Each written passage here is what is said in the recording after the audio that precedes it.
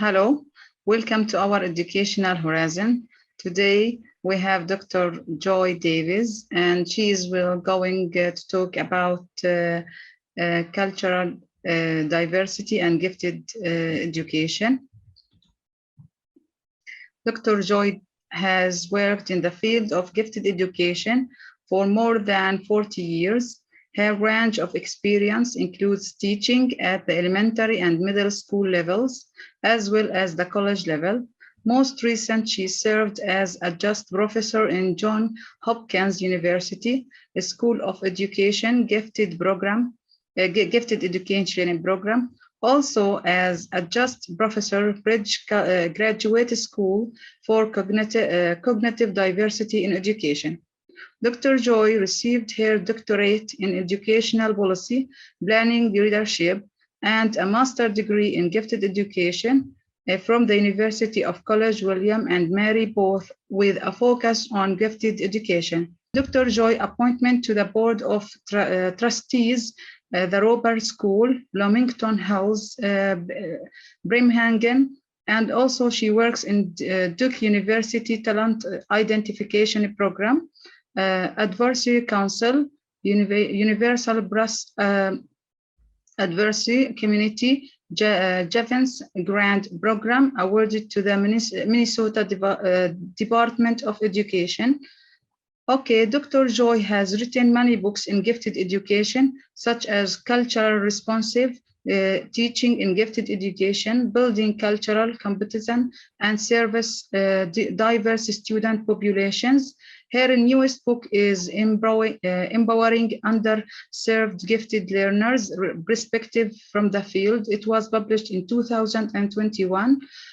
She is very active in gifted education, and you can see lots of information about her at her website, as you see below. Welcome again, Doctor, and the platform is now yours. Thank you. Okay, I'm very happy to be here with you. Okay, let me just give you. And I'm going to share my slides. Yes, okay, you are a host now. And first of all, I want to ask you a question about the concept of your title. What does it mean? Cultural diversity and gifted education in our country means that what we are doing is ensuring that all children, regardless of their cultural backgrounds, their ethnic backgrounds, their income backgrounds, are receiving gifted education services. We recognize that giftedness comes from all communities. And because of that, we want to make sure that we seek out these children and develop their talent so they can reach their fullest potential. In many of our school districts, that's a problem, and these children are not being adequately served or appropriately served. So we are working very hard here in the United States so these children can receive what we call equity. Equity means that they are receiving the access to gifted education and advanced learning programs, acceleration programs, the same way that other students are whose parents may be more affluent, or whose parents may be from the majority culture, or whose parents may be white. In our country, Black students, Latino students, low-income students, twice exceptional students, oftentimes are underrepresented. We're working very hard to change those conditions in our schools. Okay, Doctor. That means that they have the programs of enrichment in their schools as usual as many students. Well, in some schools, they don't have the programs. And so our goal is to create those new programs for them, programs that meet their needs. Our goal is to train teachers so they can recognize giftedness regardless of the student's background. You know, they can see the children for who they are, as very gifted and creative, and just the students that sometimes we overlook in our classrooms and we don't pay as much attention to. So that's our goal here, Nihan. Our goal is to ensure that teachers have the skills they need and that we're able to remove all barriers that keep these students from accessing gifted education services. Yes. Can they reach all the sources they need to enrich their interest for many subjects, for example? They can reach those goals when they have been selected for gifted Yes. programs, when teachers have selected them or they've been tested into gifted programs, but many times they are not, because teachers are not looking at them as gifted. They are not seeing the giftedness in them. If they're poor, for example, they may not have access to the best schools. If they are darker skinned, for example, people overlook them and they are discriminatory towards them because of the color of their skin. If they have other kinds of conditions that may mask their potential, teachers don't look at them as being gifted. And so our job, those are myself and many of my colleagues here in the United States, our job is to train teachers to look for giftedness everywhere, to train teachers to look for giftedness everywhere. And once they do that, we get these children into our programs, then we can provide them with the services that they need. Okay. What are the rationale behind this topic? Repeat that question. What are the rationale Say that behind again. this? Yes, behind this topic. The rationale in general is that we don't want to discriminate against children. We don't want school districts and teachers and other individuals to discriminate against children, Yeah. you know, pose against them, you know, just because of the color of their skin or because they're poor. We're trying to remove discrimination. We're trying to remove segregation in our schools. And it happens everywhere and it's very challenging and it's just not fair. It's just not fair. You know, it's not fair to judge children because of Yes. who their parents are. It's not fair to judge them Yes. because they may be poor. You know, they may be just as bright. They may have just as many ideas and they are just as excited about learning. But until we give them access, we have to open up access so they can get into those specialized programs, those specialized schools, so they can develop their strengths and their giftedness. Okay. Do you think that gifted education suffer from cultural domain?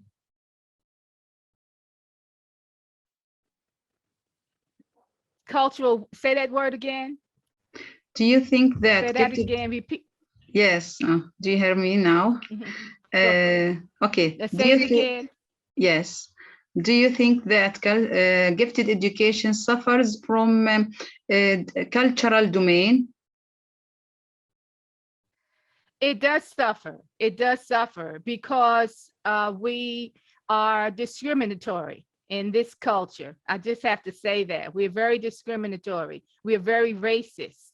Oftentimes, we pose barriers and we don't give the same resources to children in schools if they happen to go to schools that are poor. They don't get the same kinds of funding. They don't get the same kinds of resources. They don't get the same teachers who have the best training. And so because of that, our students are suffering still. Those, again, as I said earlier, who may happen to be African American or Black like I am, or Yes. who may be brown skinned like Latino students, or poor students in particular. And then those other students who have other exceptional conditions or learning disabilities, they will not always receive the services for their giftedness that they need. And so we have a great job here to do to try to make programs more equitable more accessible, but it starts with teacher training and with awareness of all of the problems that exist within the school systems. Okay. And I have another question that related to the challenges that the Black gifted students population are faces. Say that again. Okay, what are the issues or the challenges that Black gifted students faces? The issues that Black gifted students who are my culture, face in this country, first of all, they face racism. There's still a great deal of racism in our schools, in our communities, where students who are Black or even Latino students are not treated the same way. There is built within the culture what we call systemic racism. It goes from generation to generation to generation, where we pose barriers. We allow some students to do certain things, but if you happen to be Black, you can't have access to those same things. So our job is to go in, make schools aware of the racism, of the discrimination that exists, and then train teachers and train school administrators to to be better, to change their ideas, to change their thoughts about these students, and recognize that they may be a part of the problem, which is sad. Nihad, and sometimes it's the school personnel who may be a part of the problem, and we can't get to those students because school personnel don't see them as smart as other children. They face that problem. And then sometimes once we identify them, we don't change our program to help meet their needs. It's very difficult. It's very difficult once you've been identified and being a part of a gifted program. And then if there's only, say, one or two Black students in a class with 20 students who are white, Yeah. the Black students don't have enough people there to help support them and make them feel comfortable and make them feel like Yes. they really belong in the gifted program. So Yes. we do have a number of issues. Their parents oftentimes are not given the same information about gifted programs, and because they don't have the information, they don't know how to, advocate or speak up for their children because they haven't received information about the gifted program. So those issues are current issues. We have to work on that harder here, and that's the kind of work that I do. I train teachers. I work with parent groups. I advocate for individual students sometimes, and I write about these issues in my books, in my publications with other colleagues. There are many of us here in the United States that are working on these same concerns, and I'm excited to be a part of the group of people that are working on cultural diversity and gifted education. Yes. I think the issue of belonging is very important because if we do not have face it will make many troubles for students in schools. Right. If they don't see other people that look like them, Yeah. if they're not comfortable, in Yeah. the program, it's hard on students. Have peers, they need to have friends, they Yeah. need to believe that they should be there. They do need to believe that, especially, when they're growing and developing and trying to figure out what it is they want to do with their lives. They need Yes. other students around them who are like them, who come from their communities that they Yeah. can feel comfortable with, or the teachers should help make them comfortable in that environment.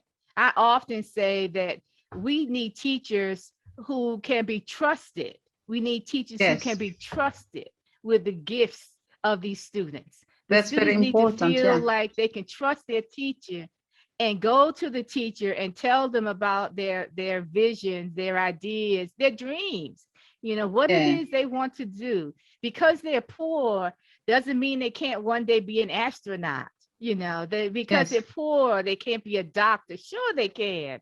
Mhm. Sure, they can be a scientist. Girls can be scientists. Sure, they can. They can create innovations and ideas that will save all of us as humanity. So we need to make sure that we get all of those kids from wherever they live and provide for them, and ensure that they're not being treated poorly. They're not being discriminated against or bullied. Yeah. You hear so much about young people Yes. who are different in school. They get bullied and they feel so awful, that they don't feel comfortable. They're being pushed and they're being taunted sometimes by other children. They're being hurt, sometimes even physically hurt Yes. And by sometimes they others, pull out of because those children, schools. right, they do. They pull out. They don't want to Yes. go to school because they've been treated so badly. And that's not Yeah. right. That's not right. We need to make sure our schools are places where all children feel like they belong, that they can do their best, they can be their best, they can show who they really, really are, and the schools can help them realize their dreams. That's the goal, no Yes, matter and the what feeling schools of they are safe is in. very important for them. The feeling of safe in school is very important for them to to to introduce themselves, to trust and to talk to people freely and etc. Exactly. To feel trust, that they can trust that environment. They Yeah. feel safe there, that they have people they can talk to. I just finished teaching a course about cultural diversity, and we had a lot of conversations in the course with my students about those issues. We had long conversations about the need for students to feel comfortable and that they can feel safe. That safety issue, I think we overlook it. I think we forget that sometimes children go to school and they don't feel safe. They don't, especially if they're different, especially Yeah. if they have different ideas. If they think faster maybe than other students do, and they want to say things. And if they say something, the other students will tease them, or not like it because maybe they have all the answers. Yeah. It's a difficult position to be in, to be a gifted learner sometimes. So what we need places where they can go to, where there are teachers who understand them, Yes, it's teachers very who important. respect and value their culture, who can be trusted with their gifts, and they can feel that this is a place they belong to, they belong in, and that it doesn't just belong to certain students, that it belongs to them as well. That's extremely important for gifted students from diverse background. Extremely important. Yes, I have another and the last question for you. What type of Mm-hmm, mm-hmm. recommendation? Yes, what type of recommendation for countries like our country, like yes, have just started the gifted education, like The my first country? recommendation, Yes, yes, the first recommendation that I would make is that there be an organized format for training educators. That teachers and educators need to be trained. The yeah, teachers need training. The persons who are school administrators who are running the schools, or head of schools, they need to be trained. We need to make people aware of what the research says about yes, giftedness. We need to that's bring very in individuals, and we can do that easily now by Zoom. You can do that virtually yeah, now, but there does need to yes, be training. They need to be trained on what giftedness is, how to recognize it, how do they change what they teach and how they teach to meet the needs of these students. There also needs to be an effort to bring families in so that fathers and mothers and grandparents can sit together, because they know these children. They raise up these children. So we yes, need to make sure that they are part of this process too. Don't leave them out. Please don't leave out the families. We need the families so that when the children go home, They can show what they've learned in school. They can talk about it. They can talk about their future. But we need to make sure that parents and family members are a part of that process. So I would absolutely recommend training for educators and a way to make sure that we collaborate with families and that we look at the curriculum to see what kind of curriculum you have and if that's going to Yes, be advanced and accelerated enough for these students that you're going to identify. But yes, there are a number of people here in the United States and all around the world who are experts, and bring those experts in so they can help you with this process. Absolutely. yes. We can also benefit from the programs on the internet in order to enrich Hmm. our curriculum with activities that suit our countries. Uh, yes, that suit our my countries. At the end of this meeting, Doctor, I would like to thank you for your time, and Sure. hope to see you in another meeting in the future. Thank you very much, Doctor. Okay. See you soon. Thank you so much. I appreciate it. See you soon. I'm glad we had this chance to talk. Please stay in touch. Please Yes, stay in touch. yes. Thank you.